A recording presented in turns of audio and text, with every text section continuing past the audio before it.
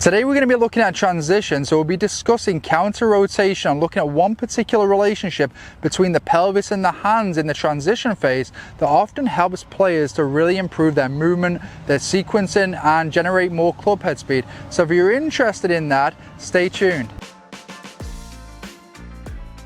Thanks once again for tuning in. Today we're looking at the transition phase of the golf swing, but before we get into the main content of the video, please remember to subscribe if you haven't done already.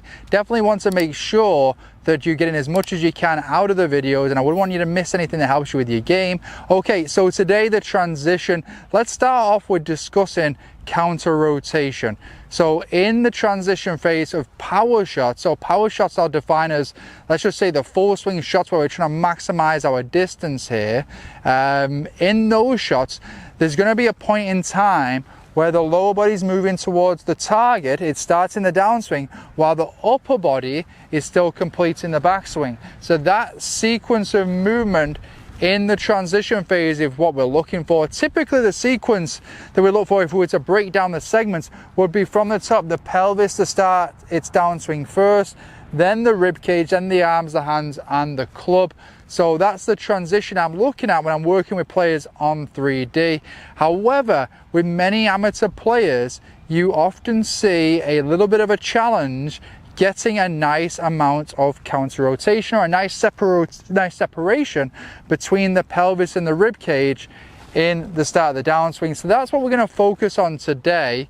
A couple of concepts and a simple exercise to work on where you can be hitting to help you to improve your counter rotation, help you to improve just your sequencing within the transition phase. Okay, I also mentioned in the intro that we're going to be looking at one particular relationship between the pelvis and the hands, and we're going to use that relationship to help us to do this, and that is that on the 3D motion capture, when I work with players, we have a value, and with good players what we see, or good ball strikers I should say, is that the distance between the pelvis and the hands in the transition actually increases. So with a lot of players where we don't get the separation, it'll actually decrease. They don't get that stretch, that increase. So I like to think of it with players as keeping it quite simple. Once we get to about here, lead arm, say parallel to the ground,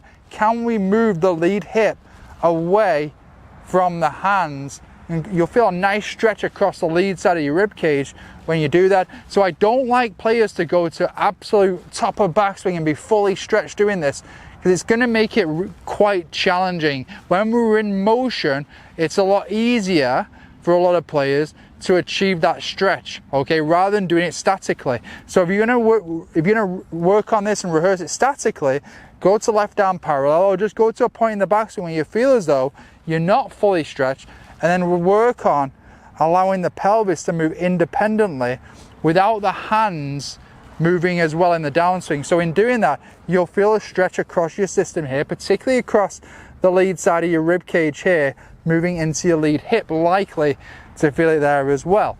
So that's what we're looking at. We're looking at creating more stretch. We're looking at lead hip, hand stretch movement while creating that separation. So as far as the separation and the counter rotation, if you look at, say, a pitcher, when they go to throw the ball there, the lower body will be at the target, but the separation will be occurring right around the base of the rib cage. You can see my upper body is still close to the target, and that's what we're looking for in this movement. So if you can think of the pelvis hand stretch and we rehearse that motion, that's what we're looking for there as well, okay?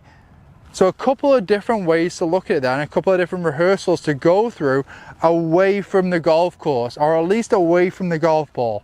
So that's where I would use those exercises. I wouldn't be stood over the ball doing this and then trying to hit it right away. I would probably rehearse it away from the ball, and then I might come in,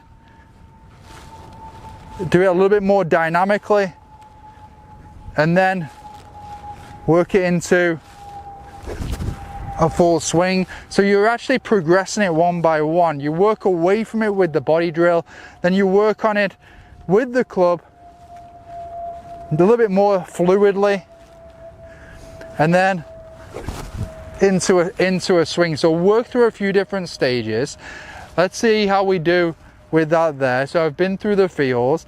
Once I'm over the ball, obviously want to be quite reactive. I hit that really, really nice there.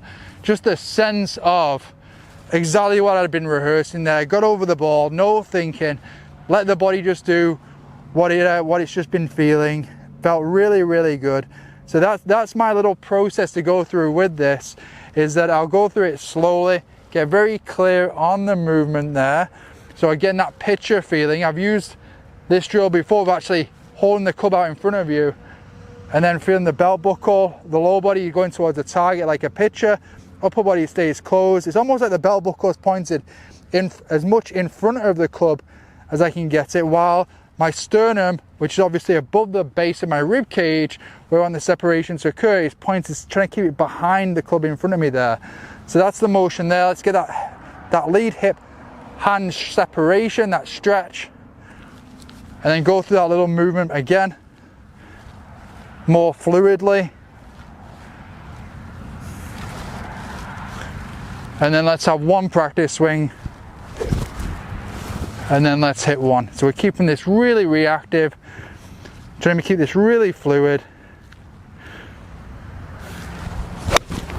Not as good as the first one, but when you're working on things there, you can't get too much wrapped up in the ball contact all the time. But overall there, that little flow there is something that I'd encourage you to play around with.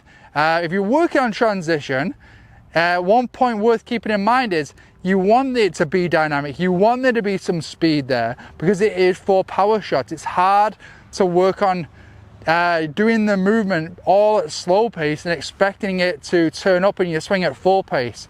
So that's why there I'm working through the stages, and when I'm hitting the final shot, I'm hitting it trying to be as reactive and just with as much speed as I can, because obviously that's what I want to take to the course. I want club head speed, but obviously with control as well. I want to have another go at that again now. So I wasn't just not happy with that last hit. I'm sure we've all felt that before. Yeah, good one there. Definitely wish I had the TrackMan up, because I'm pretty sure that I'm getting more club head speed when I just go out and I just go through the mechanics a little bit more slowly. So great way to train.